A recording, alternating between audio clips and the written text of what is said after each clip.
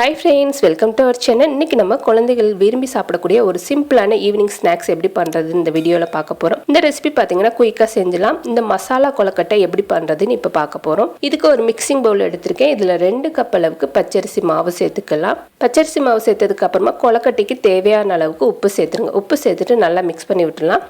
நல்லா கலந்ததுக்கு அப்புறமா லைட்டா வார்மா இருக்கிற வாட்டர் சேர்த்துக்கோங்க. இந்த மாதிரி சுடு தண்ணி ஊத்தி பிணையும்போது கொழுக்கட்டை நல்லா சாஃப்ட்டா இருக்கும். தேவையான அளவுக்கு சுடுதண்ணி ஊற்றி நல்லா மிக்ஸ் பண்ணிக்கலாம். அதுக்கப்புறம் கொஞ்சம் ஆற வச்சதுக்கப்புறம் நீங்கள் பிணைஞ்சிங்கன்னா கொழுக்கட்டை நல்லா சாஃப்டாக வரும். இப்போ நல்லா கலந்து ஆறிடுச்சு. இந்த டயத்தில் நல்லா பிணைஞ்சிக்கிற போகிறோம். இதே மெத்தடில் நீங்கள் 1 கப் ராகி மாவு 1 கப் பச்சரிசி மாவு சேர்த்து கூட செய்யலாம். இன்னும் ஹெல்த்தியாக அந்த கொழுக்கட்டை நல்லா டேஸ்ட்டாகவும் இருக்கும்.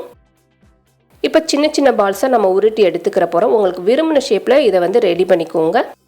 இதே மாதிரி நம்ம எல்லா மாவையும் ரெடி பண்ணி தனியாக எடுத்து வச்சுக்கலாம். இப்போ எல்லா மாவும் நம்ம ரெடி பண்ணியாச்சு. இதை ஒரு 10 நிமிஷம் ஆவியில் வேக வச்சுக்கிற போகிறோம். 10 நிமிஷம் கழித்து பார்த்தீங்கன்னா நல்லா வெந்திருக்கும்.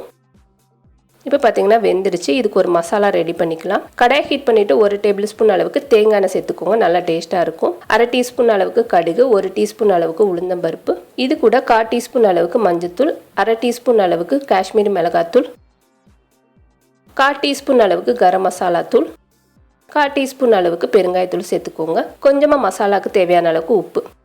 அடுப்பை லோ ஃப்ளேம்லேயே வச்சுக்கோங்க, இல்லைன்னா மசாலா கருகிரும். இப்போ நல்லா மிக்ஸ் பண்ணதுக்கப்புறமா கொழுக்கட்டை சேர்த்துட்டு நல்லா கலந்து விட்டுருக்கோங்க. இது கூட கொஞ்சமாக கருவேப்பிலை சேர்த்துக்கலாம். பொடியாக கட் பண்ண கருவேப்பிலை சேர்த்துட்டு நல்லா மிக்ஸ் பண்ணிக்கிற போகிறோம். இது ஒரு 5 நிமிஷம் நல்லா கைவிடாமல் சுருளை கிண்டிக்கிட்டே இருங்க. மேலெல்லாம் பார்த்தீங்கன்னா நல்ல கலர் சேஞ்ச் ஆகி சூப்பரான கொழுக்கட்டை ரெடி ஆயிடும். இதே போல் நீங்களும் ட்ரை பண்ணி பாருங்கள். இந்த வீடியோ உங்களுக்கு பிடிச்சிருந்துச்சுன்னா லைக் பண்ணுங்கள், ஷேர் பண்ணுங்கள். மறக்காமல் நம்மளோட சேனலுக்கு சப்ஸ்கிரைப் பண்ணுங்கள். தேங்க்யூ.